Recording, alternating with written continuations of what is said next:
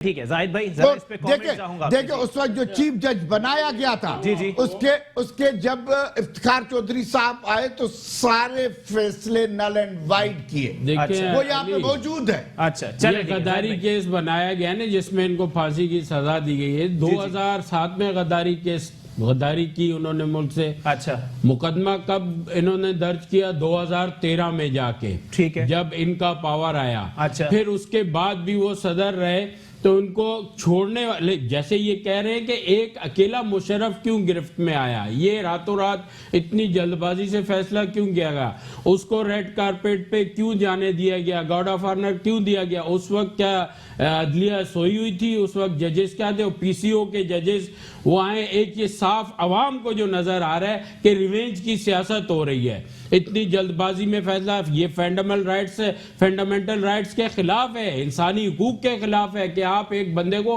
वो सदर था या जनरल था, वो एक साइड पे रख दें।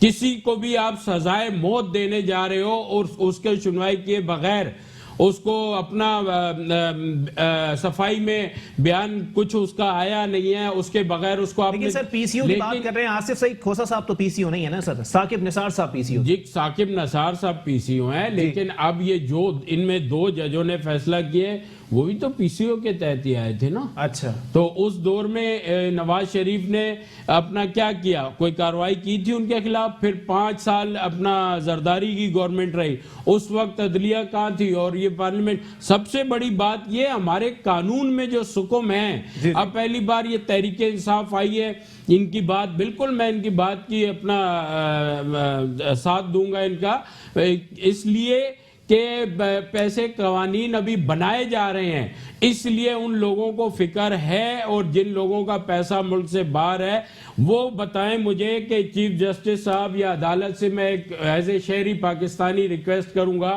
कि एक आर्टिकल 6 लगने में तो आपने इनको दे दी, जो कई कत्ल के इल्जाम हैं या करप्शन के इल्जाम हैं, उनको आप जमानतें दे के हशाश बशाश बाहर घूम रहे हैं, वीडियो वायरल हो रही, छोड़ रहे हैं। एक बीमार आदमी जो मर्ग के बिस्तर पे पड़ा हुआ है उसको आप बगैर सुने सजाए मौत दे रहे हैं।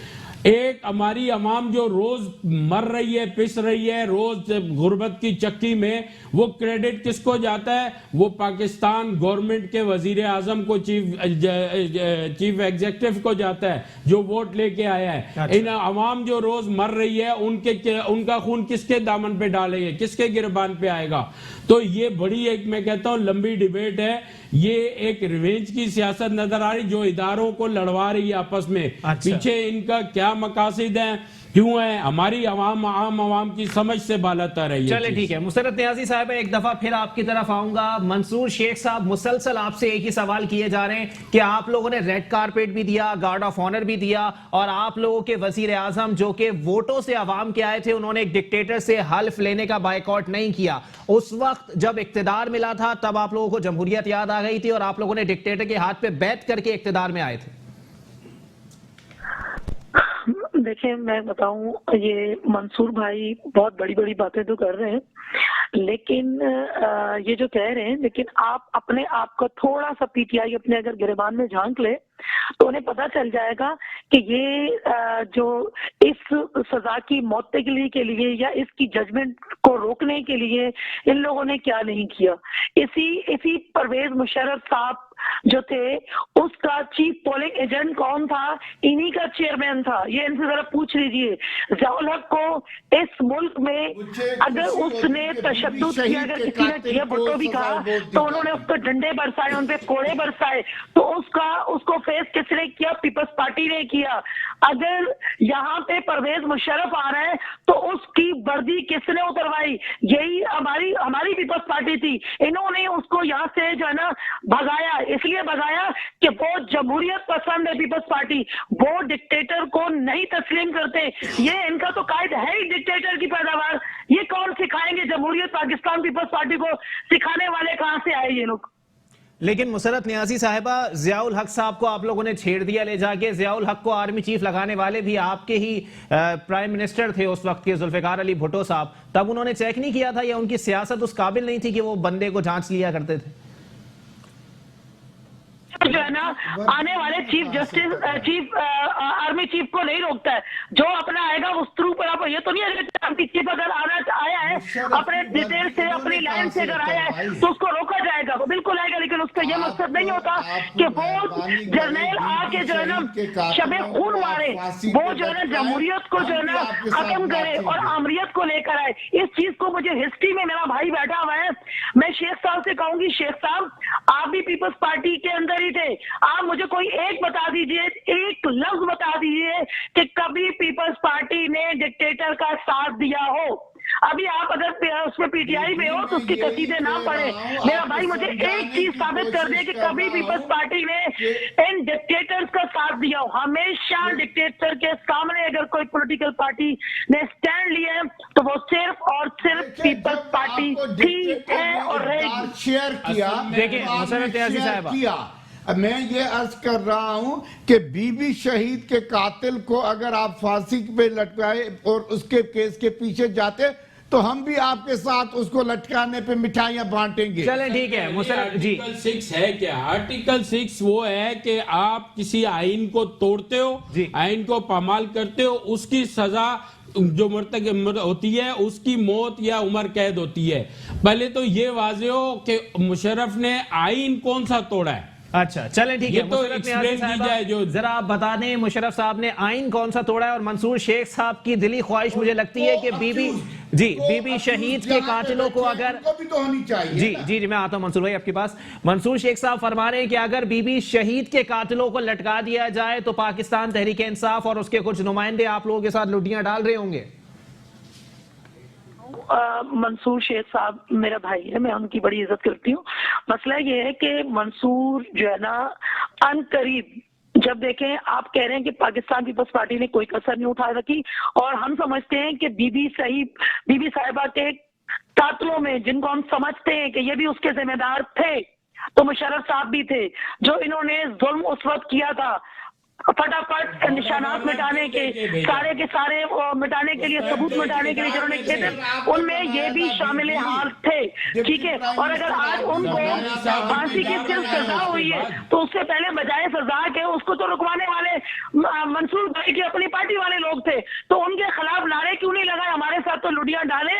बिल्कुल हम मोहतरमा बेनजीर भुट्टो साहिबा के साथ हैं, हम उनके पॉलिटिकल वर्कर थे और मैं समझती हूँ कि आने वाले चंद दिनों में मंसूर भाई भी हमारे साथ ही होंगे क्योंकि अपने घर को लौटेंगे। ये जो मतलब ठीक है जी, आप मेरे साथ लाइन पर ही मौजूद रहिएगा। मंसूर भाई आने वाले वक्तों में आप लोग फिर जाने वाले हैं, जरा क्लियर कर दें आप मुझे। देखिए मुझे पुराने दोस्त जितने मिलते हैं उनकी ख्वाहिश रही है, अच्छा। क्योंकि मेरा पीपल्स पार्टी के अंदर एक बड़ी जद्दोजहद थी, ठीक है, बीबी के साथ जब तक बीबी जिंदा थी। अच्छा। और मैं उसके साथ इतना चला हूं, मैंने पूरी जवानी उनको दे दी। सही। और उसी आमरों के खिलाफ।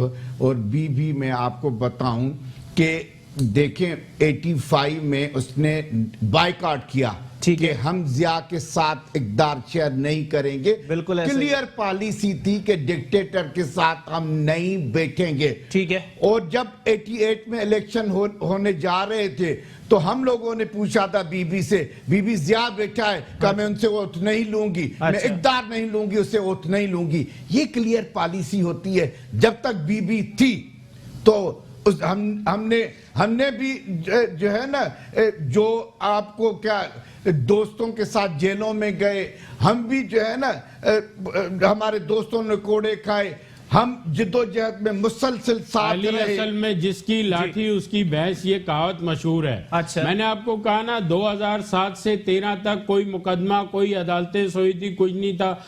जब वो इक्तिदार में आते हैं वही अपना पॉलिटिशियंस जो है एनआरओ लेके उसी डिक्टेटर से मुल्क से बाहर चले जाते हैं, फिर तस्लीम नहीं करते हैं। फिर वो जब बाद में नुमाया एक पेपर वर्क सामने आ जाता है अवाम के तो उसको भी तस्लीम नहीं करते। तो बात ये है कि कि पॉलिटिशियंस ने कौन सी ऐसी कसर नहीं उठा रखी थी। देखिए जाहिद भाई, यहाँ पर सवाल ये भी पैदा होता है ना कि अगर मुशर्रफ साहब को सजाए मौत दे दी गई है तो इस पर थोड़ा सा आरिफ अलवी साहब को भी धूप लगा दी जाए, जरा वो भी आके जो है सजा माफ कर देंगे अगर उनको लगता है कि ये ऐसा ही होगा। अच्छा, होना यही है। देखिए, माफ हम करने नहीं जा रहे हैं। अच्छा। हम लीगल उनको देंगे मौका, क्योंकि मुशर्रफ साहब को मौका नहीं दिया गया है। और मैंने बार बार जो कह रहा हूं कि आर्टिकल 6 में एक बंदे का रोल नहीं होता है। अच्छा, वो बाहर है, उनको सुना नहीं गया। जो को अक्यूज है वो यहाँ पे बैठे हुए हैं। जो को मेरे सवाल का देखें, नुसरत साहबा ने भी जवाब नहीं दिया कि आर्टिकल 6 के मतलब बुनियाद बेस को कोई नहीं समझ रहा। आर्टिकल 6 जो है वो कानून तोड़ना, आइन को तोड़ना, आइन के खिलाफ वर्जी करना। जाहिद भाई, ये पाकिस्तान है, इसमें आइन पे अमल दरामद कौन कर रहा है कि आइन तोड़ने की बात हो रही है? यही पॉलिटिशियंस मिलके फिर जाते हैं ना उनके पीछे, पैरों में वो उसके खिलाफ जाता है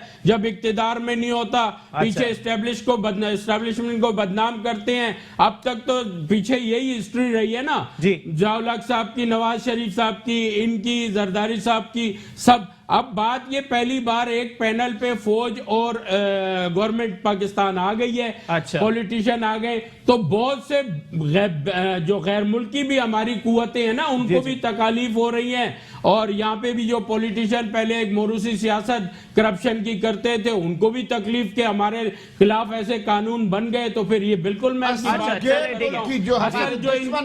ये बात है। और ये टाइम देते हैं, इस टाइमिंग को नोट करें, लड़ नहीं सकते। अब इस टाइमिंग को नोट करें। नवाज शरीफ साहब बाहर चले जाते हैं, शहबाज शरीफ साहब बाहर चलते हैं, बेटी दरखास्त लगा रही है लाहौर में। और लाहौर की हिस्ट्री रही है कि कोर्ट का फैसला आज तक नून लीग के ही उसमें आया। चले ठीक है, बहुत शुक्रिया मंसूर शेख साहब, जाहिद अवान साहब, आप दोनों मेहमान का दी। मुसर्रत नियाजी साहिबा, आपका भी बहुत बहुत शुक्रिया।